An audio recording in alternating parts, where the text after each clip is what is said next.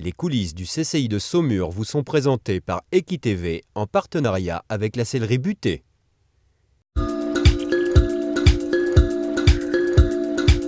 Des chevaux qui galopent à vive allure dans la nature, des cavaliers qui franchissent des troncs d'arbres et qui sautent dans l'eau. Le cross est l'épreuve la plus importante du concours complet.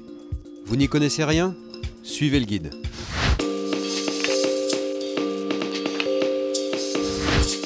Donc la discipline du cross, c'est bien sûr l'épreuve reine de du concours complet. L'épreuve qui se court normalement dans ce format d'épreuve le deuxième jour, c'est-à-dire qu'on a déjà couru l'épreuve de dressage.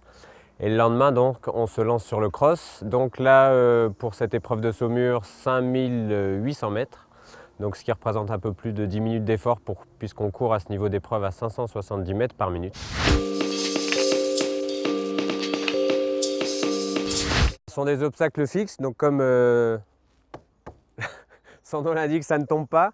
Hauteur maximum de la partie fixe, 1,20 m. Après, au-dessus, il peut y avoir des haies ou des choses qu'on peut traverser ou un petit peu brosser. Mais la partie fixe ne doit pas dépasser 1,20 m. Après, du coup, on a vraiment différents profils. Ça, c'est le numéro 1, donc c'est un obstacle assez large, avec un profil montant, donc qui est d'un abord assez facile. Après, on verra des profils beaucoup plus étroits, beaucoup plus larges, beaucoup plus de biais, etc. Donc, on essaye vraiment d'avoir dans la technique le plus de profils différents.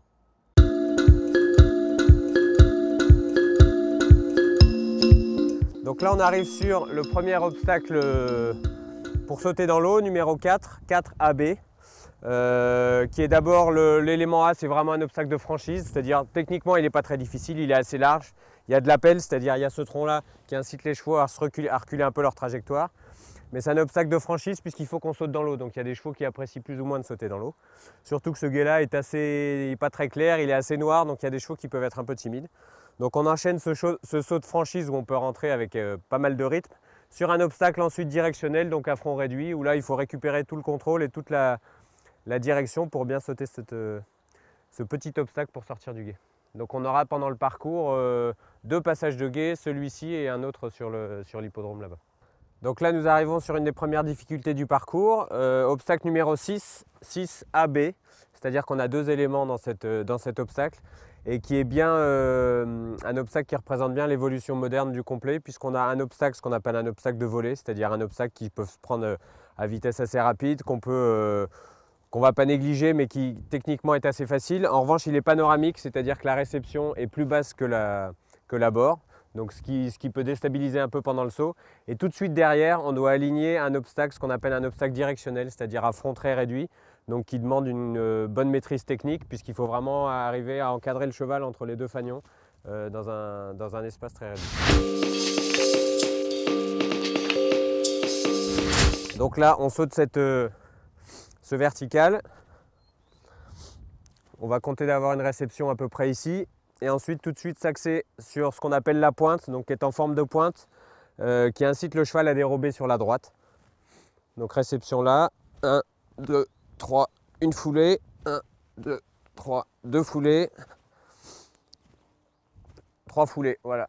Donc normalement si tout va bien, là j'ai une foulée, ça fait à peu près 3,50 m, donc ce qui fait 4 pas, donc là la distance à marcher est correct, donc c'est-à-dire qu'on doit avoir 3 foulées pour venir sauter cette pointe ici, donc en faisant attention que les chevaux ne dérobent pas sur la droite puisque le profil de l'obstacle les incite à partir de ce côté-là.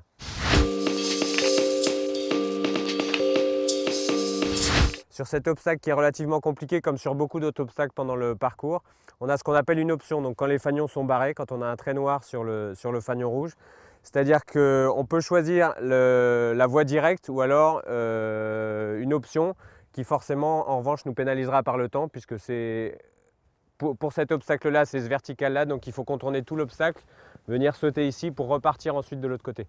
Donc c'est une option qu'on peut prendre soit en première intention, c'est-à-dire sauter celui-là, ne pas se présenter devant la pointe mais faire directement le tour, ou alors si jamais on a un refus sur la pointe et qu'on veut quand même continuer notre parcours, on fait le tour, on prend l'option et on continue.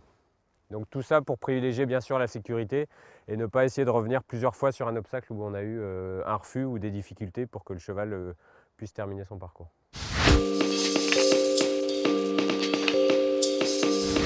Donc on démarre sur le cross avec nos pénalités de dressage qu'on a eu la veille à l'issue de la reprise de dressage. Et à ces pénalités viennent s'ajouter les pénalités qu'on peut prendre sur le cross. D'abord des pénalités de temps, c'est-à-dire qu'on a un temps imparti. Si on est plus vite, c'est pas grave. C'est même pas mal. De toute façon, c'est difficile d'être beaucoup plus vite parce que c'est quand même une vitesse assez importante. Et si on est moins vite, on a 0,4 points par seconde dépassée. Voilà. Ensuite, si on a un refus sur un obstacle, c'est 20 points. Deuxième refus 40 et troisième refus éliminé. Et la chute est éliminatoire aussi pour des raisons de sécurité. Autant avant on pouvait même tomber sur le plat, remonter et finir. Maintenant dès qu'on tombe on est obligé de s'arrêter.